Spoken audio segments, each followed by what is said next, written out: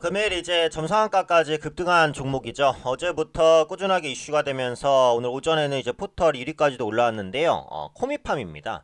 그래서 코미팜은 기존에 이제 동물 치료제를 주로 생산하는 업체였는데 최근에 신성장 동력으로 그 인체 관련된 치료제, 항암제 이런 부분에 대한 그 투자를 많이 진행해 왔고 임상도 진행하고 있는데요.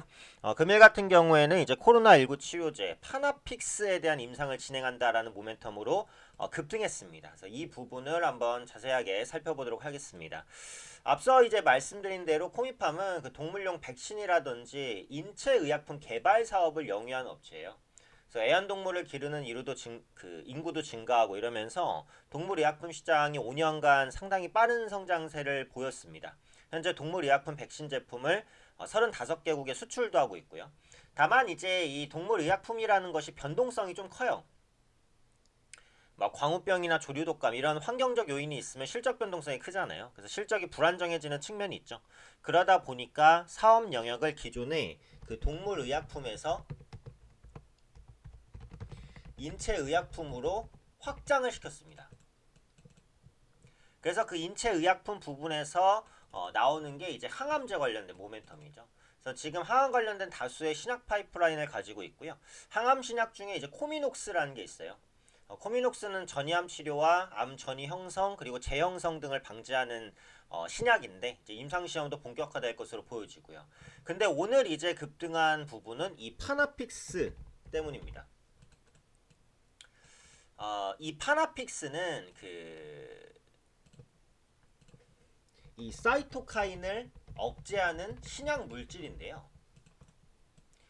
이 파나픽스는 사이토카인을 억제하는 신약 물질입니다.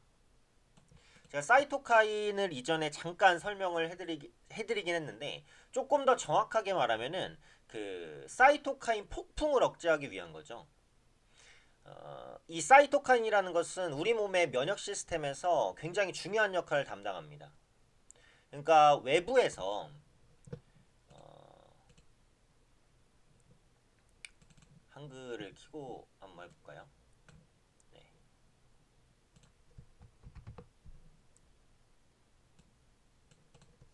그러니까 우리 외부에서 병원체가 이제 침입해요. 그러면 그거에 대항해서 이제 면역력이 발동을 하게 됩니다. 이때 이 면역 세포의 종류라든지 뭐 면역 기능의 변화 이런 것들에 관여하는 것이 바로 사이토카인이에요. 그래서 사이토카인이 어떻게 반응하느냐에 따라서 면역력이 어느 정도 생기고 어떤 면역 체제가 발동하고 어느 정도까지 면역력이 발생하고 이런 부분들이 결정된단 말이에요. 면역이라는 게 없으면 사람은 죽습니다. 그렇죠? 외부에서 이제 작은 상처가 나도 그럼 외부에서 병균이나 이런 것들이 침입할 수 있으니까 그런 부분들 방어하기 위해서 우리 몸의 면역 체계가 발동하는데 그 면역 체계를 발동시켜 주는 게 사이토카인이란 말이죠. 그런데 문제는 이 사이토카인이라는 것이 평소에는 정상적으로 반영이 되는데 가끔 그러니까 예를 들면 뭔가 우리가 느끼지 못했던 새로운 그 외부의 침입이 있다든지 아니면은 뭔가 외부에 너무 강력한 공격이 계속된다든지 이런 경우에는 이 사이토카인이 과다 분비가 됩니다. 사이토카인이 과다 분비되면서 그 중에서 약간 불량 사이토카인이 분비가 돼요. 그래서 아까 말씀드린 대로 사이토카인은 이 면역 체계에 관여를 하는 건데 이 불량 사이토카인이 발생을 하게 되면 여기서 면역력이 급격하게 높아집니다. 그러니까 이제 밖에서 외부의 침입이 있으면 우리 몸의 면역 체계, 군대가 그 외부의 침입을 방어하는 게 기본이에요. 그것에 관여하는 게 사이토카인이고 근데 아까 말씀드린 대로 뭔가 새로운 침입이거나 아니면 침입이 계속되거나 아니면 침입 속도가 빠르거나 그 침입한 게 강력하거나 뭐 이런 식일 때 사이토카인도 바빠지지 않겠습니까? 그러면서 과다 분비가 되고 그 중에 불량 사이토카인도 나오고요. 이렇게 되게 되면 면역력이 급격하게 높아지는데 문제는 이 급격하게 높아진 면역력이 닥치고 공격을 한다는 거예요. 원래는 뭐에만 공격을 해야 되죠? 외부 병원체만 공격을 해야 되는데 이게 이제 우리 몸의 정상세포까지 공격을 하게 되는 거죠. 닥치는 대로 공격을 하는 겁니다. 이렇게 되면은 이제 폐도 손상되고 뭐 장기도 손상되고 기타 이제 합병증도 올 수 있는 거거든요. 이렇게 되다가 사망까지 오는 거예요. 그런데 지금 이제 뉴스에서 나오는 대로 그 코로나19 환자가 이게 코로나19에 걸렸다고 해서 바로 죽는 건 아니죠. 완치되는 사람이 더 많습니다. 그쵸? 근데 코로나19 환자가 사망까지 이르게 되는 과정에서 이 사이토카인 폭풍이 발생한다는 거죠. 발생하고 여기서 과다 높아진 면역, 정상세포 공격, 폐손상, 장기손상, 사망 이렇게 간다는 거예요. 그러다 보니까 이 사이토카인 폭풍을 억제하는 게 굉장히 중요해졌는데 바로 이 파나픽스가 이 사이토카인을 억제하는 역할을 할 수 있다라는 부분이거든요. 그래서 공시에 나온 내용을 보면 시험관 시험에서 효능을 확인했고 372명의 타질 환자 임상시험 실시로 안정성도 확인했다. 뭐 이런 말들이 이제 나와요.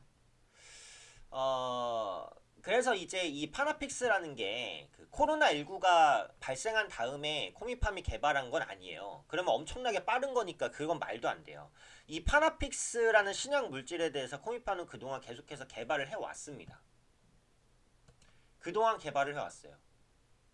그런데 이때 파나픽스를 개발한 건 코로나 바이러스에 대한 그 대항용이 아니라 항암제로 개발하고 있었거든요. 그 코미팜 홈페이지를 보시면은 그 염증성 사이토카인의 생성 또는 방출을 감소시켜서 암성 통증을 줄여준다는 내용이 있어요. 그러니까 결국은 항암제로 개발을 해왔던 거예요. 그런데 그 항암 과정에서 암 환자의 통증을 줄여주는 과정에서 사이토카인 폭풍을 억제하는 효능이 있었고 그 효능을 코로나19 환자에게도 적용시킬 수 있겠다라고 판단을 한 거죠. 그래서 이제 긴급 임상을 시행하기로 한 겁니다. 지금 회사 측에서는 코로나19 환자가 파나픽스를 7일 정도 복용하면 병세가 호전되고 14일 정도 복용하면 일상생활까지 할 수 있을 정도가 될 것으로 예상을 하고 있어요. 근데 이게 중요한 것은 아직까지 이 명확하게 출시된 사이토카인 폭풍 억제 치료제는 없어요. 그러다 보니까 이게 이제 점상한가까지 갈 수 있는 그런 요인이었죠. 근데 이게 코미팜은 사실 좀 찝찝한 부분이 있어요. 예전에 한 십몇 년 정도 전에 그 주가 조작 혐의가 있었거든요. 물론 그때 무혐의로 결론이 나기는 했습니다. 근데 주가 조작이 엮였다는 것 자체가 시장 참여자들의 불만이죠. 그래서 이번 결과에 대해서도 뭐 임상에 진입하는 것 뿐이지만 그 부분이 실제로 실체가 있는 임상 진입이냐 아니면 쇼냐 이런 부분에 대한 시장의 우려감도 굉장히 큰 것은 사실이에요. 그러다 보니까 이런 신뢰에 대한 부분이 조금 있어서 투기성이 생길 수 있는 그런 모습이 있다라는 거죠. 다만 이제 점상한가까지 갔기 때문에 오늘은 아마 안 풀릴 것 같아요. 그럼 내일까지 급등할 것으로 보여지고 있고 오늘 보면 이 사이토카인 관련된 종목군들이 또 급등하는 이런 모습이 나타났습니다. 그러니까 물론 앞으로 임상 신청이 진행되고 뭐 허가되고 뭐 이런 과정들을 좀 더 지켜봐야 되기는 하겠지만 지금 코로나19에 대한 그런 환자들이 사망까지 이르게 하는 이 사이토카인 폭풍 억제 치료제가 없다라는 측면에서 본다면 모멘텀은 살아있다라고 봐야겠죠.